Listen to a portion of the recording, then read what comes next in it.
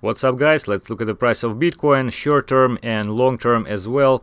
With the current condition, I would say that we still have a chance to continue to grow a little bit higher than $7,000.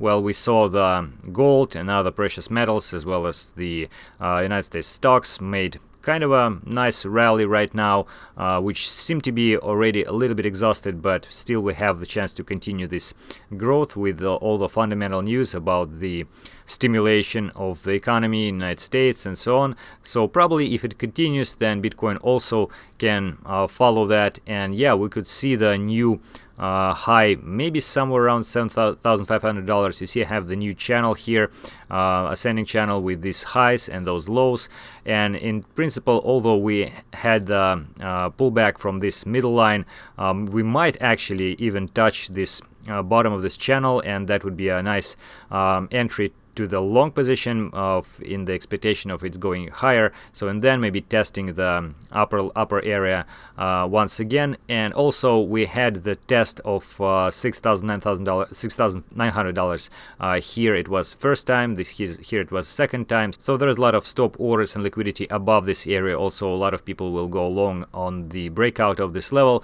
So I think we can see the price dragged a little bit higher to maybe like again $7,500, $8,000, and then after that we could see the drop, finally the correction of this growth. And moreover, on the TD sequential, we see the green 8 right now. So if we'll see the continuation of the growth, it will be green 9, and that would be the nice indication of the end of this rising channel and the fact that correction should follow that. And moreover, like you see, it's quite long. We continue to grow for a while, so yeah, it's reasonable to see more or less deep correction.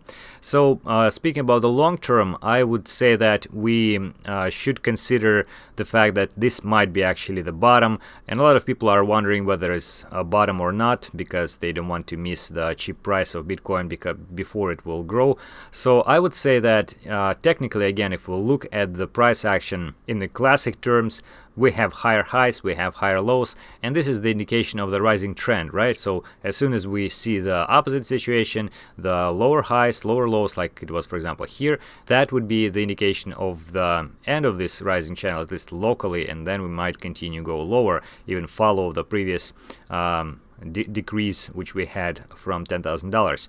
But when we are talking about the long term, we should be very careful about it. For example, let's look at the previous low somewhere around here. So we saw higher highs, we saw higher lows, and yeah, that was the beginning of the rising trend. It dragged us from $6,500 to $10,000, so it's pretty substantial, and that was a reliable entry to long, to open a long position. But for example here at $30,000, we had the higher lows, we had this level of $4,200, which was constantly tested. So in principle, you may expect that it's very similar to what we have with a higher high. So kind of a high potential for the breakout to the upside.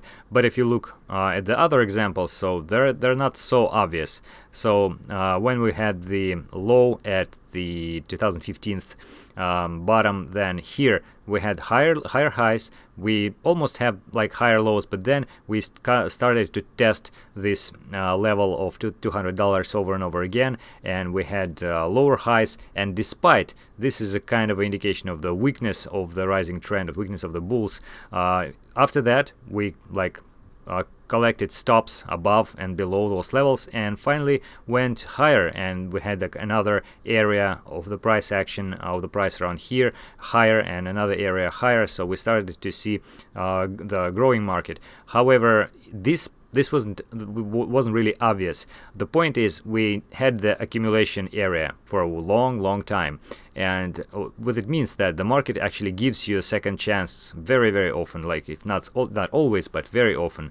And meaning that if you want to buy, let's say at this point, so you're seeing higher highs, higher lows, so we want to buy here expecting that we'll go to the moon or whatever, then more often than not you actually should wait. You actually should wait and see the lower price, and then some stabilization, some other signs of the potential rising trend. At that point you might enter long, and that would be much safer. At the same time, for example, over here you see the price showed higher highs, higher lows, and instead of having the support at certain area around here, we dropped lower. So there was no confirmation of the end of this bear market, and yeah, we dropped lower. So it's very reasonable to see whether the stabilization is happening, whether we see some really long-term accumulation or something like that, and then we could actually stop guessing and enter more or less a reliable trade. Speaking about the trades though, I am still out of the market right now. As I said, I will wait for the new high above the previous high over here. Maybe I will try to catch the short entry from maybe $7,200 to $7,500, this kind of area. I would probably look for some divergences or something like that. As well, as you see, we had this TD sequential 8 right now on the daily time frame, so maybe it will be 9, and like in the confluence of many signs, I will try to take a short. I don't look at the long positions right now because I still believe that we might have the deep correction of this current growth. And yeah, I'm not saying that it's not right or it's wrong to take this long position. I think it's just maybe not the best risk-reward ratio right now to entry the long, so I will probably avoid doing that. And again, we might go lower from that point. Already we have this bearish divergence on RSI on a 4 hours time frame, and indeed this growth already might be a little bit exhausted, but at the current point, again, I don't think that it is reasonable to entry the short position, because it's better to wait. The risk reward for the short right now, again, is not that great. I would wait for the higher price. And speaking about the SnapX, by the way, we will have a lot of the new contests very soon, some giveaways and so on and so forth, new prizes. So go ahead and join. I will leave the link to in the description. Like right now, we also have this trading contest.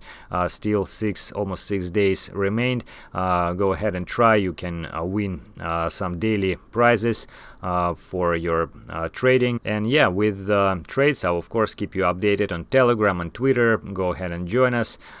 So far, that is it for today, guys. A short update, and I hope that it was useful. Thank you for watching.